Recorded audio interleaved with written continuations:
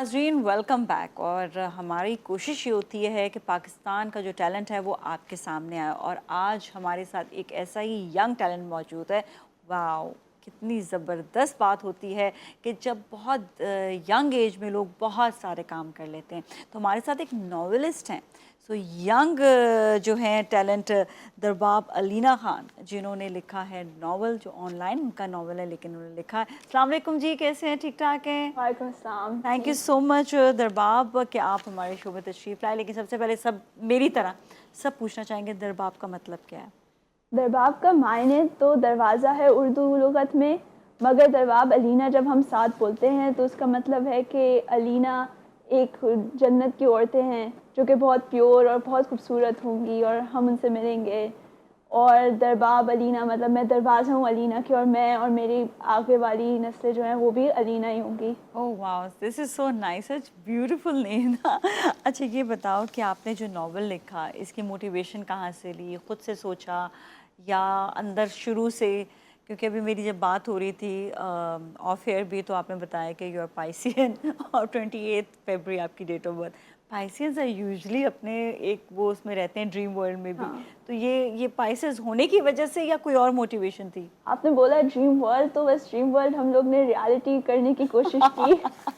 और हाँ। ये मैं बचपन से बस पढ़ने का बहुत शौक था। हम्म। कोविड की वजह से ऑनलाइन बुक्स पे आ गई, तो मतलब मैं कोविड में तो बहुत टाइम था, तो बहुत सारी किताबें, मतलब हफ्ते में 2-3 किताबें पढ़ लेती थी। हम्म। और फिर मैंने जब किताबें पढ़ना शुरू करी, मेरे फेवरेट ऑथर से जब मैंने पढ़ा, तो मैंने सोचा कि क्यों ना ही हम लिखना स्टार्ट करें।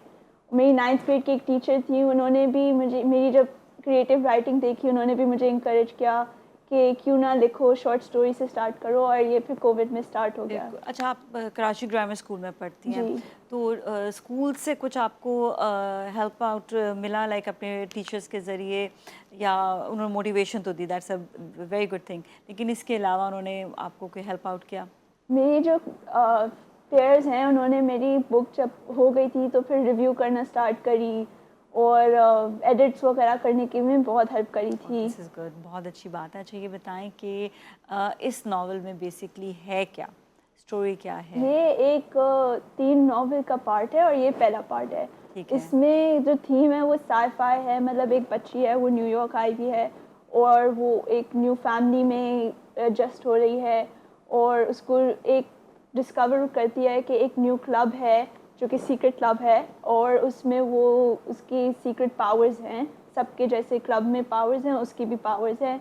और बस फिर वो पावर्स डिस्कवर करती है, वर्ल्ड एक न्यू पर्सपेक्टिव से डिस्कवर करती अच्छा, है। बताओ कि सिर्फ न्यूयॉर्क ही क्यों, कोई और कंट्री क्यों नहीं, या कोई और सिटी क्यों नहीं?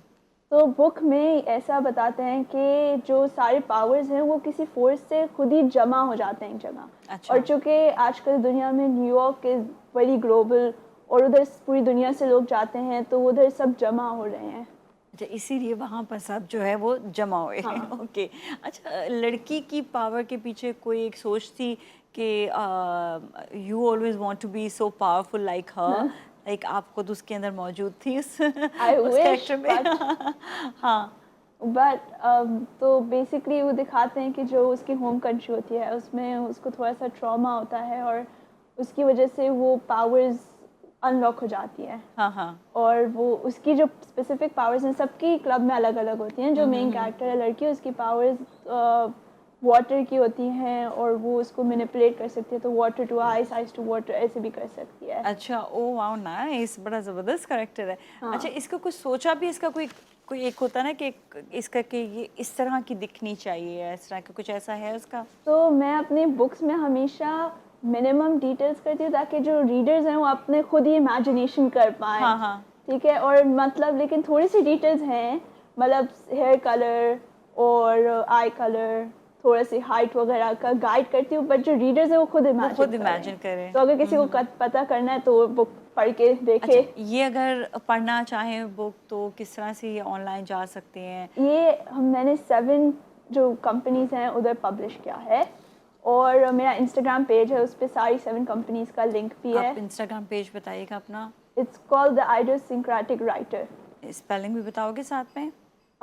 आइडियोसिंक्रेटिक की IDIO hmm. SYNCRATIC CRATIC। Okay, सही। वहाँ से जाकर वो जो है उधर आपसे सारी कंपनीज की लिंक्स हैं। सारी इसकी डिटेल्स हैं। ओके, ये बताएं कि आपके पेरेंट्स ने कितनी आपकी हेल्प की इस हवाले से? जब मैंने शुरू में कोविड में राइट करना शुरू किया तो मुझे डर था कि बस मैं फ़न के लिए राइट कर रही हूँ, ये कभी पब्लिश तो होगी नहीं। मतलब मुझे इंग्लिश भी अभी मेरी डेवलप हो रही है। पर मैंने अपने पेरेंट्स से बात की तो उन्होंने बोला कि क्यों नहीं लिखो, जब टाइम भी है और जब मोटिवेशन भी है। और फिर जब मैं लिखती रही और उन्होंने मुझे इंकरेज ज़रूर किया। मेरा भाई था, उसने भी, वो मेरा एक यू कैन से कि फर्स्ट रीडर था और अच्छा। उसने मेरी वो मेरी स्टोरी जो मेरे दिमाग में आती थी वो सुनता था हमेशा और कमेंट करता था। और फिर उसके बाद मेरी दोस्तों ने भी मेरे लिए पढ़ते रहे साथ साथ, तो ये कलेक्टिव डेवलप होता रहा। सबका मिलता जुलता। हाँ अच्छा, ये बताएं कि अब नेक्स्ट जो है, नेक्स्ट इसका जो आपने कहा ना सीरीज है ना ये, जी, तो नेक्स्ट कब आएगा इसका नॉवल? इंशाल्लाह नेक्स्ट ईयर या इन वन एंड अच्छा, अभी से हाफ ईयर। तैयारी हो चुकी है उसकी सारी? मतलब प्लान तो एक साथ करके हाँ लिखना हाँ। स्टार्ट किया था, पर टाइम लगता है, स्कूल के साथ साथ लिखना एक मुश्किल काम हो जाता है। और स्कूल को कितना टाइम देती हो, इसको कितना टाइम देती हो? ये मैंने मेनली छुट्टियों में लिखती हूँ। स्कूल के दिनों में तो बिल्कुल ही कम हो जाता है, उन्हीं वीकेंड नाइट्स वगैरह में होता है। और छुट्टियों पे तो फिर कभी कभार फुल डेज में बस लैपटॉप बस के सिर्फ फोकस। सामने। अच्छा, क्योंकि होता है फोकस होता है तो बिल्कुल ही फोकस हाँ हो मतलब जाता है ना। कभी जब मैं छुट्टियों में, जब स्कूल के बाद, जब मैं छुट्टियों के बाद में, तो मुझे अपनी बुक खुद ही पढ़नी होती है कि मैंने लास्ट क्या लिखा था। क्योंकि मैं खुद स्टोरीज और कैरेक्टर्स को कनेक्ट करती हूँ और फिर मैं दोबारा स्टार्ट कर देती हूँ। अच्छा, इसे पेपर पे पब्लिश करोगे या नहीं? इंशाल्लाह अगर और फेमस हो जाए और मैं और एडिटिंग करना चाहती हूँ तो उसके बाद ज़रूर मैं पब्लिश फिर ये करूँगी कि पे। पब्लिश आप ज़रूर हाँ। करोगे। क्या कहोगे उन सब बच्चों को जो इस वक्त कोई ना कोई टैलेंट लिए बैठे हैं पर उनको आगे बढ़ने का मौका नहीं मिल रहा, या खुद वो थोड़े से वीक हो जाते हैं आगे बढ़ने में, क्या उनको कहोगे?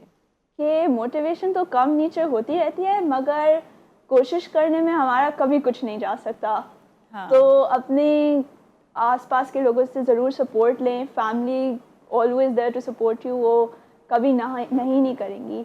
तो आप लोग ट्राई करते रहें, हो कभी ना कभी तो हो जाएगा। हो जाएगा बिल्कुल। अच्छा, आप कितने बहन भाई हैं आप लोग? सिर्फ दो। अच्छा, सिर्फ दो हैं। तो आपके भाई ने भी आपको काफ़ी जो है ना हेल्प आउट किया, आपकी स्टोरी सुनना है ना, तो ये एक अच्छी बात हो जाती है।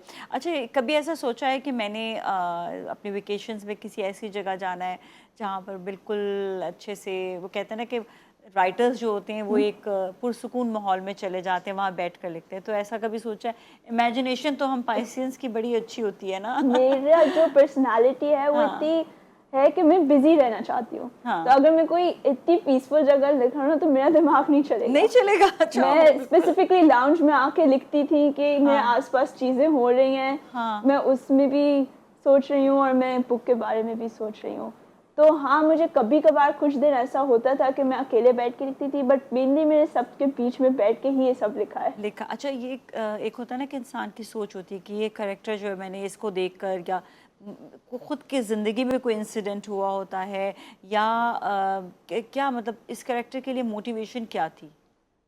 इस कैरेक्टर की मोटिवेशन थोड़ी सी सैड सी है। ओह। तो बेसिकली इसके अब्बू जो होते हैं वो बहुत बड़े बिजनेसमैन होते हैं और वो, हाँ। उसके अब्बू और अम्मी टारगेटेड मर्डर्स होते हैं और उसकी बहन भी बीमार हो जाती है।